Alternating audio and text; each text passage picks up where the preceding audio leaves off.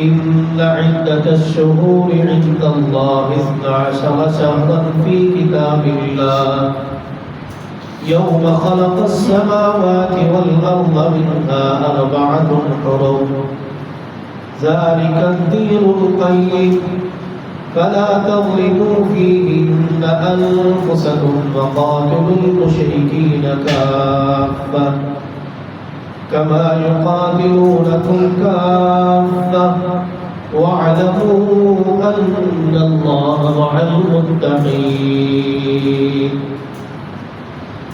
إنما النسيء زيادة في الكفر يضل به الذين كفروا يحلونه عاما ويحرمونه عاما ليواطئوا عدة ما حرم الله فيحلوا ما حرم الله زين لهم سوء أعمالهم والله لا يهدي القوم الكافرين.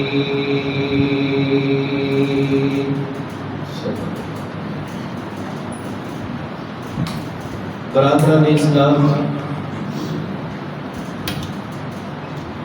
اللہ رب العالمین کی تعریفات، تسبیحات اور تمجیدات کے بعد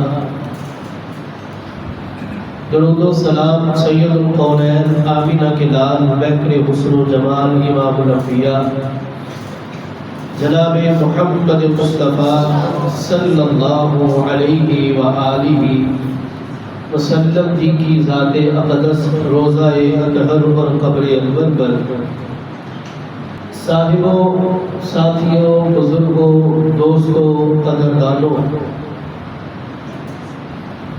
میں جو موضوع آج آپ حضرات کی خدمت میں گوش گزار کرنے کا ارادہ رکھتا ہوں وہ ہے ماہ سفر کے اندر جو بدعات کی جاتی ہیں، اس مہینے کو جو لوگ منحوس سمجھتے ہیں، بدشگونی لیتے ہیں، قرآن اور حدیث میں اس کا جواب کیا ہے؟ پہلے تو آپ یہ بات اپنے ذہن میں بٹھا لیں کہ اسلام ایک مکمل ضابطہ حیات ہے۔ اسلام نے ہمیں جہالت اور گمراہی سے نکال کر کے ایک پر منور اور دلائل و براہین سے بھرا ہوا دین ہمیں عطا کیا ہے، جس میں خرافات کی اور بدعات کی کوئی گنجائش نہیں ہے۔ اگر کوئی ایسا کرتا ہے تو وہ گویا اس نے قرآن اور حدیث کو نہ صحیح سمجھا ہے، نہ صحیح پرکھا ہے، اور نہ ہی قرآن اور محمد عربی صلی اللہ علیہ وآلہ وسلم کی حیات طیبہ کو اس نے جانا ہے۔ برادران اسلام، حدیث قدسی ہے، اللہ تعالیٰ فرماتا ہے یؤذینی ابن آدم، ابن آدم یعنی آدم کا بیٹا مجھے تکلیف دیتا ہے۔ یہ کون کہہ رہا ہے؟ اللہ تعالیٰ کہہ رہا ہے۔ یسب الدہر وانا الدہر، وہ زمانے کو برا بھلا کہتا ہے اور زمانہ میں ہوں۔ بیدی الامر، زمانے کی جتنی بادشاہت ہے ساری کی ساری میرے اختیار میں ہے۔ اقلب اللیل والنہار، رات اور دن کو الٹ پلٹ میں خود کرتا ہوں، اس میں کسی کا کوئی اختیار نہیں۔ یہ حدیث آپ نے مکمل خطبے میں اپنے ذہن میں رکھنی ہے، اور جو باتیں اللہ کی توفیق سے میں کرنے جا رہا ہوں آپ نے اس حدیث کے تناظر میں اس کو پرکھنے کی کوشش کرنی ہے۔ سب سے بڑی بات وہ یہ کہ اللہ تعالیٰ خود فرماتا ہے یؤذینی ابن آدم، ابن آدم مجھے تکلیف دیتا ہے۔ یسب الدہر وہ زمانے کو برا بھلا کہتا ہے. اب اللہ تعالیٰ نے دن بنایا ہے، رات بنائی ہے، ان لمحات کے اندر اللہ نے گھنٹے بنائے ہیں، منٹ بنائے ہیں، سیکنڈ بنائے ہیں، اور پھر ان تمام اوقات کو جانچنے کے لیے، پرکھنے کے لیے اللہ تعالیٰ نے انسان کو پیدا کیا ہے. وہ انسان اس وقت کے اندر اپنے دن کے اوقات میں اپنی روزی تلاش کرتا ہے، اپنے رب کے لیے نمازوں کو قائم کرتا ہے، رات کے اوقات میں سکون راحت حاصل کرتا ہے، پچھلی رات کے پہر اپنے خالق کو مناتا ہے. یہ سارے کے سارے اللہ رب العالمین نے اوقات بنائے ہیں. یہ ان کو صرف اس لیے یہ آج کے بنے ہوئے نہیں ہیں، یہ تب سے بنے ہوئے ہیں جب سے اللہ رب العالمین نے زمین اور آسمان کو پیدا کیا. جب سے اللہ نے زمین اور آسمان کو پیدا کیا اس وقت سے اللہ تعالیٰ نے ان 12 مہینوں کو پیدا کیا. ان عدت الشہور عند اللہ 12 شہرا فی کتاب اللہ یوم خلق السماوات والارض منها 4 حرم. ان 12 مہینوں میں سے اللہ رب العالمین نے 4 مہینے حرمت والے بنائے ہیں. ذی القعدہ، ذی الحجہ، محرم، چوتھا رجب ہے. اب میں ماہ سفر کو آپ کے سامنے رکھنا چاہتا ہوں کہ اس کو لوگ منحوس کیوں سمجھتے تھے. دیکھیں حرمت والے مہینوں میں اللہ رب العالمین نے باقاعدہ حکم دیا تھا کہ آپ نے ان مہینوں کے اندر جنگ و جدل نہیں کرنا، لڑائی جھگڑا فتنہ فساد برپا نہیں کرنا. اور جیسے ہی سفر کے مہینے کا آغاز ہوتا جو لوگ جنگ و جدل سے رکے ہوئے ہوتے تھے وہ اپنے گھروں کو واپس لوٹتے تھے، کوئی سفر کرتے تھے، کوئی اپنے گھروں سے نکلتے تھے اور گھر سے نکل کر اپنی روزی روٹی کا اہتمام کرتے تھے. جیسے اہل لغت نے لکھا ہے کہ لغت لکھتے ہیں سافر المکان، کہ مکان خالی ہو گئے. یہ سفر کا مہینہ صفر سے ہے کہ گھر بار کو چھوڑ کے وہ چلے جایا کرتے تھے، جا کے وہ پھر اہتمام کیا کرتے تھے. تو پھر اس مہینے کے اندر کچھ لوگ منحوسیت سمجھتے، کہتے اس میں شادی نہیں کرنی کیونکہ محرم کے مہینے میں شادی اس لیے منع ہے کہ وہاں حضرت حسین کی شہادت ہوئی تھی رضی اللہ تعالیٰ. سفر کے مہینے میں شادی اس لیے نہیں کرتے تھے کہ اس مہینے میں سیدنا حسن رضی اللہ تعالیٰ عنہ کی شہادت ہوئی تھی. اگر انہی چیزوں کو دیکھا جائے تو پھر ربیع الاول کے مہینے میں آپ کا کیا خیال ہے؟ اگر کسی دن میں کسی مہینے میں نحوست ہوتی تو پھر سب سے زیادہ نحوست ربیع الاول کے مہینے میں ہونی چاہیے تھی جس میں رسول اللہ صلی اللہ علیہ وآلہ وسلم کا انتقال ہوا ہے. اس کا مطلب ہے کہ اللہ رب العالمین نے یہ جو دن رات کو بنایا ہے، مہینوں کو بنایا ہے، یہ خالق کی تخلیق ہے. خالق کی تخلیق کے اندر منحوسیت نہیں ہو سکتی، نحوست نہیں ہو سکتی، بدشگونی نہیں ہو سکتی، اس امر کا کوئی بھی فعل نہیں ہو سکتا. نبی صلی اللہ علیہ وآلہ وسلم نے ان چیزوں کا رد کیا ہے، نفی کی ہے. بخاری کی حدیث ہے 5757 نمبر روایت ہے. رسول اللہ صلی اللہ علیہ وآلہ وسلم فرماتے ہیں لا عدوى ولا طیرۃ ولا حامۃ ولا سفر. نہ ہی کوئی بیماری متعدی ہوتی ہے اور نہ ہی کوئی چیز سے انسان بدشگونی لے سکتا ہے اور نہ ہی الو کے بولنے میں نحوست ہے اور نہ ہی سفر کے مہینے میں نحوست ہے.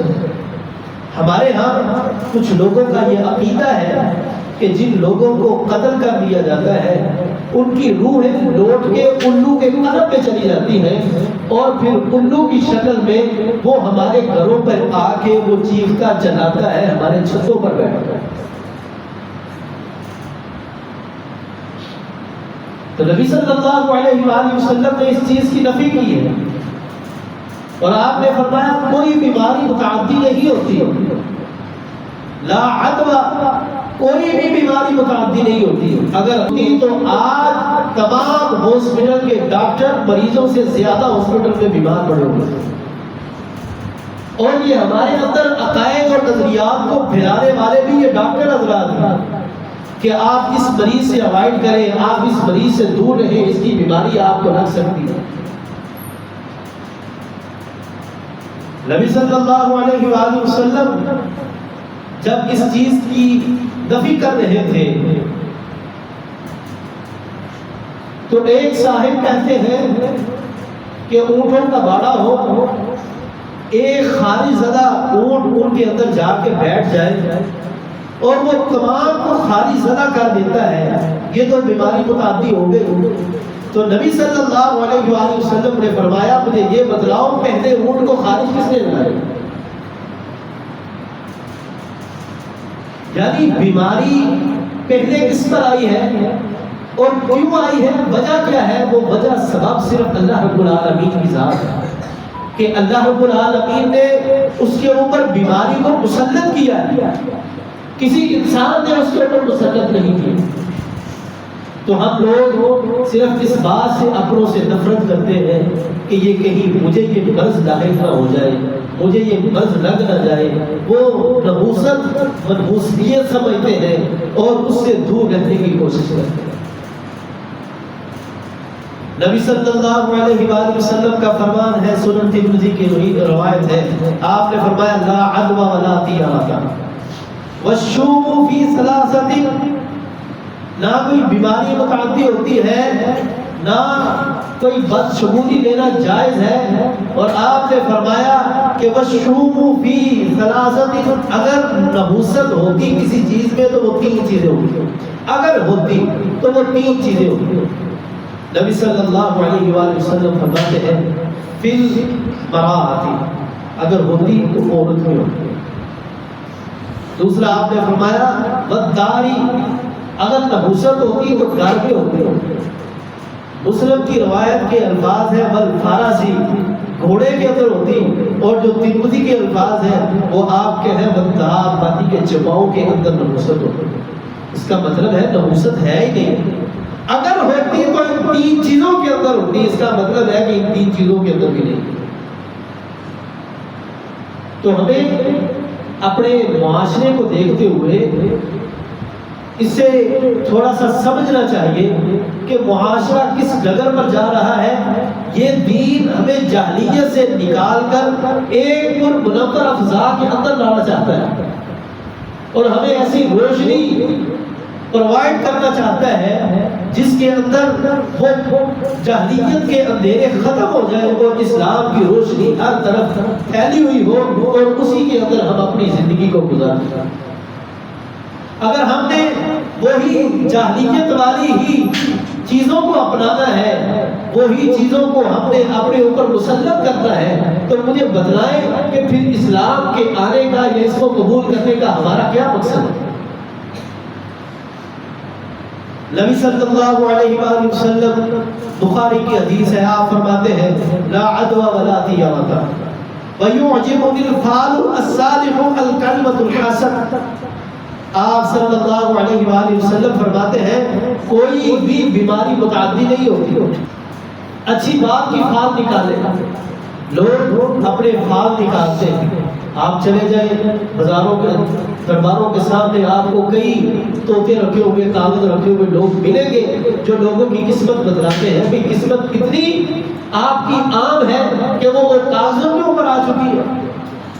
آپ اپنے پابندوں کو اپنے ہاتھ دکھاتے ہیں کہ میری قسمت کا حال بتلاؤ۔ تمہیں اللہ رب العالمین کی ذات پر توکل اور بھروسہ نہیں ہے کہ تمہیں ایک انسان کی بتلائی ہوئی بات پر اتنا بھروسہ ہو جاتا ہے کہ وہ ایک کاغذ پڑھ کے سنا دیتا ہے، ہم فیصلہ کر لیتے ہیں کہ میری قسمت کے اندر یہی ہونے والا ہے۔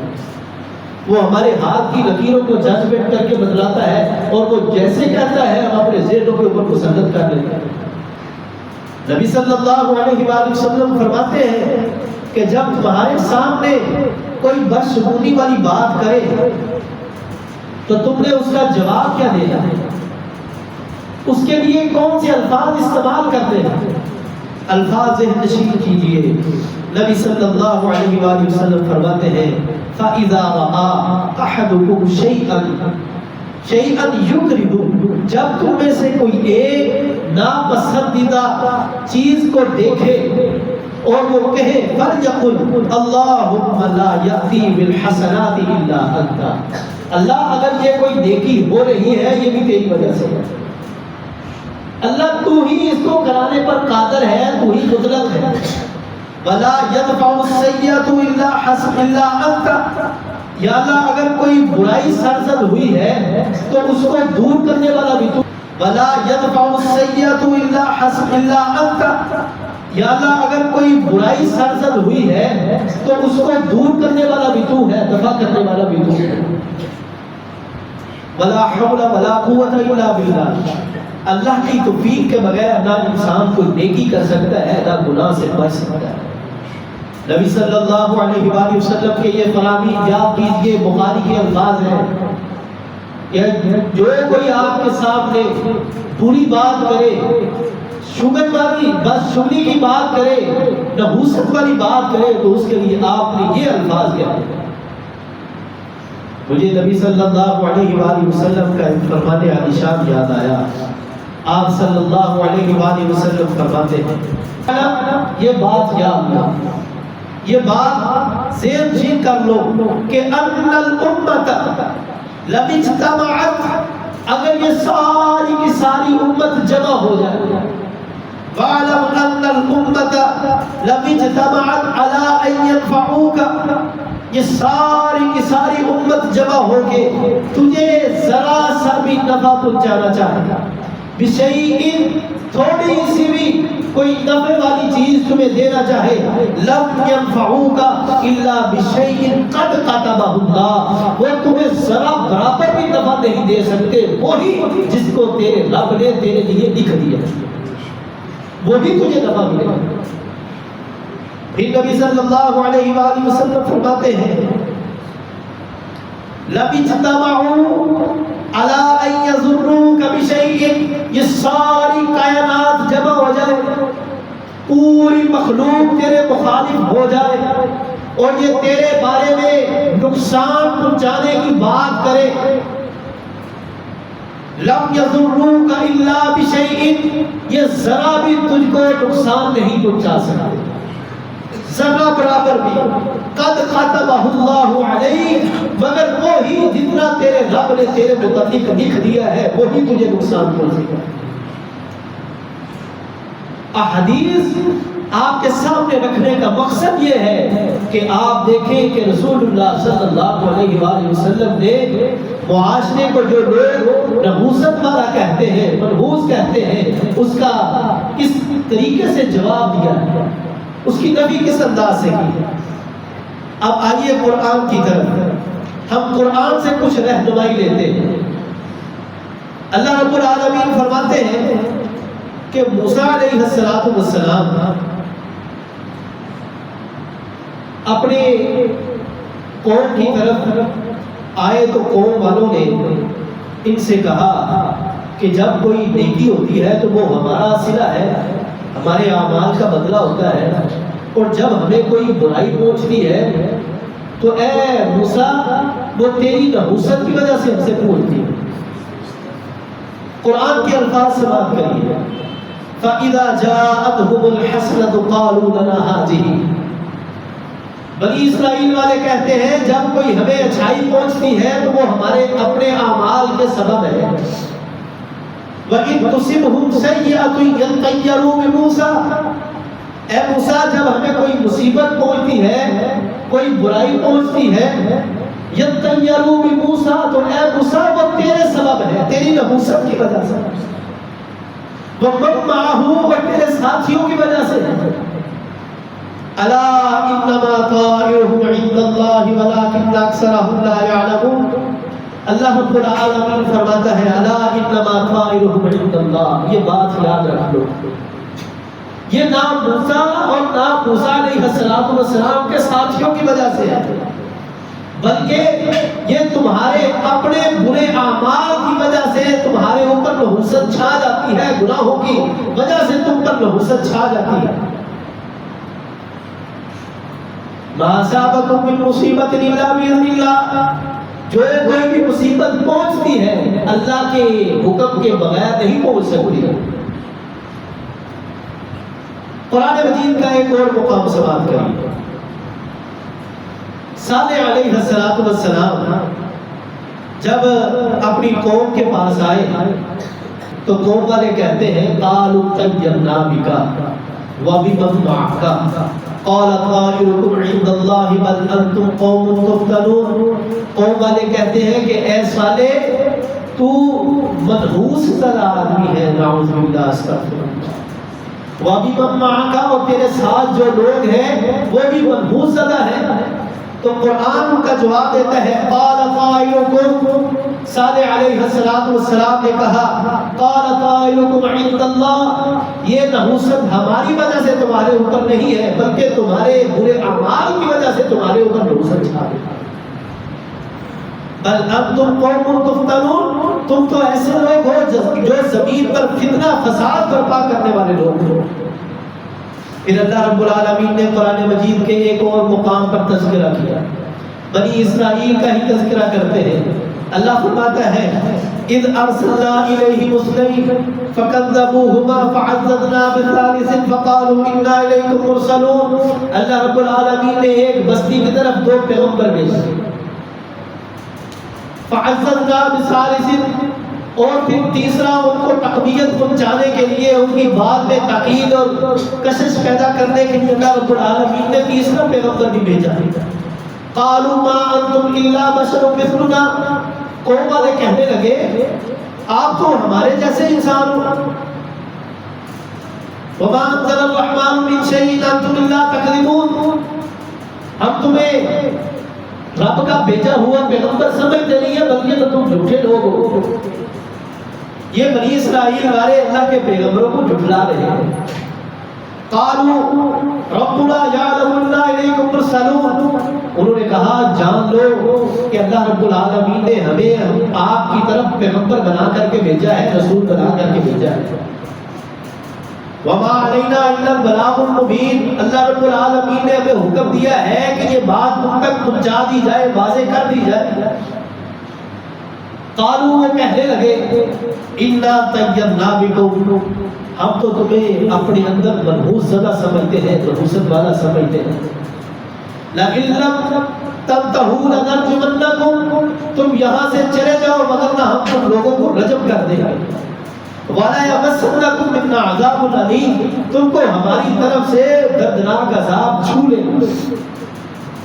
یہ وہ لوگ تھے جنہوں نے انبیاء علیہ السلام کو بھی نہیں بخشا، لیکن ان تمام باتوں کو مد نظر رکھتے ہوئے آپ ایک بات ذہن نشین کر لیں کہ اگر نفع انسان کو پہنچتا ہے وہ بھی اللہ کی طرف سے ہے، نقصان پہنچتا ہے وہ بھی اللہ کی طرف سے ہے. وہ قادر قدیر ہے، وہ قادر مطلق ہے، تمام کائنات کی بادشاہی اس کے اختیار میں ہے، اس کے ہاتھ میں ہے. ہم ذرا برابر بھی مل کر کے نہ کسی کو اپنی مرضی سے نفع پہنچا سکتے ہیں، نہ کوئی اپنی مرضی سے ہمیں نقصان پہنچا سکتا ہے. تو سامعین اکرام، اب ان چیزوں کو سامنے رکھتے ہوئے ذرا دنیا کا تصور اپنے سامنے لائیں. کوئی آدمی نئی گاڑی لیتا ہے، اس کو کالے کپڑے باندھ دیتا ہے، اس کے نیچے جوتے لٹکا دیے جاتے ہیں. کوئی نیا مکان لیتا ہے، اس کے باہر پتہ نہیں تیل کو گرایا جاتا ہے، کالے کپڑے باندھے جاتے ہیں، طرح طرح کے عملیات کیے جاتے ہیں. یعنی ہمیں کالے کپڑوں پر یقین ہے وہ گندی ٹوٹی ہوئی جوتی جو ہم گاڑی کے نیچے لٹکا دیتے ہیں، ہمیں اس کے اوپر اعتقاد ہے، اپنے خالق اپنے رب کے اوپر ہمیں توکل اور بھروسہ نہیں ہے کہ جس نے ہمیں یہ اتنی بڑی چیز نعمت عطا کی ہے وہ اس کی حفاظت بھی کرے۔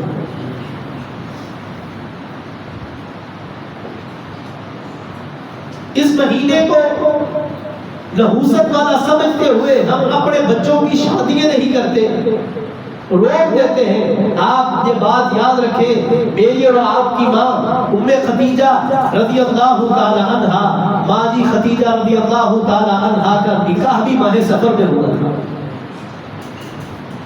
اللہ رب العالمین نے غزوہ خیبر کو جو فتح کیا تھا وہ سفر کے مہینے میں کیا تھا۔ کوئی بھی دن، کوئی بھی مہینہ نحوست والا نہیں ہوتا۔ اگر ہم اسی طرح ان چیزوں کو گننا اور شمار کرنا شروع کر دیں تو پھر یاد رکھیں رمضان کے مہینے میں سیدنا علی رضی اللہ تعالیٰ عنہ کی شہادت ہوئی تھی، پھر وہ بھی منحوس ہونا چاہیے۔ ذی الحجہ کے مہینہ میں سیدنا عثمان بن عفان رضی اللہ تعالیٰ عنہ کی شہادت ہوئی تھی، پھر وہ بھی منحوس ہونا چاہیے۔ محرم میں سیدنا عمر فاروق رضی اللہ تعالیٰ عنہ ہے، سفر میں سیدنا حسن رضی اللہ تعالیٰ عنہ ہے، ربیع الاول میں رسول اکرم صلی اللہ علیہ وآلہ وسلم ہے، جمادی اولا جمادی الثانی، ان تمام جیسے جیسے آپ آگے چلتے جائیں گے آپ کو یہ ملے گا کہ ہر مہینے کے اندر کسی نہ کسی صحابی کی اموات ضرور ہوئی ہے۔ تو پھر آپ ان ساری چیزوں کو مد نظر رکھتے ہوئے کیا سمجھے کہ یہ سارے منحوس ہیں؟ ایک بات یاد رکھیں، اللہ رب العالمین نے فرمایا انما النسیء زیادۃ فی الکفر، یہ جو مہینوں کی گنتی کو آگے پیچھے کرتے ہیں یہ کفر ہے۔ جاہلیت میں کیا تھا کہ وہ ایک سال محرم کو مؤخر کرتے، سفر کو اول مقدم کرتے، پھر ایک سال آتا محرم کو مقدم رکھتے، سفر کو مؤخر کرتے، اور ان میں اپنے کام کو ترتیبات دیتے تھے، اور جن کاموں کو اللہ رب العالمین نے حرام کیا ہوا ہوتا تھا وہ ان کو حلال کرتے تھے، اور جن کاموں کو اللہ نے حلال کیا ہوا ہوتا تھا ان کو اپنے اوپر حرام کرتے تھے۔ میں نے آپ کے سامنے قرآن مجید کی بہت بڑی دلیل آپ کے سامنے رکھی ہے کہ ان عدت الشہور عند اللہ 12 شہرا فی کتاب اللہ۔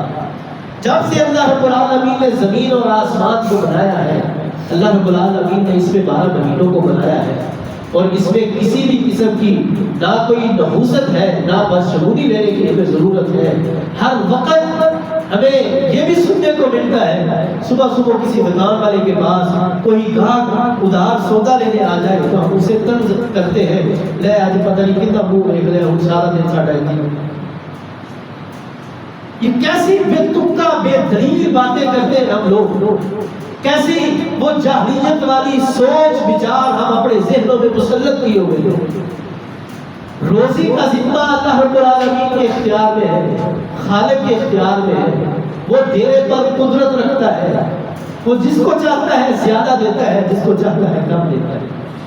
تو برادران اسلام، میرا وقت ختم ہوا چاہتا ہے، میں آپ کو یہی گزارش کروں گا کہ خدا را جاہلیت کی رسموں سے باہر نکلے، جاہلیت کے اندھیروں سے باہر نکلے، اور باہر نکل کے جو مکمل اسلام ہمارے لیے ضابطۂ حیات ہے اس کو اپنانے کی کوشش کیجیے، اور اس کے اوپر عمل پیرا ہو کر کے اللہ نے جو ہمارے لیے دن اور رات کو مقرر کیا ہے اس کو غنیمت جانتے ہوئے، اپنے اوپر اللہ کی رحمت کو جانتے ہوئے فائدہ اٹھائیے، نہ کسی وقت کو برا کہیں اور نہ کسی مہینے کو برا کہیں، نہ کسی لمحے کو برا کہیں۔ اللہ تعالیٰ ہمیں قرآن و حدیث پر عمل کرنے کی توفیق عطا فرمائے۔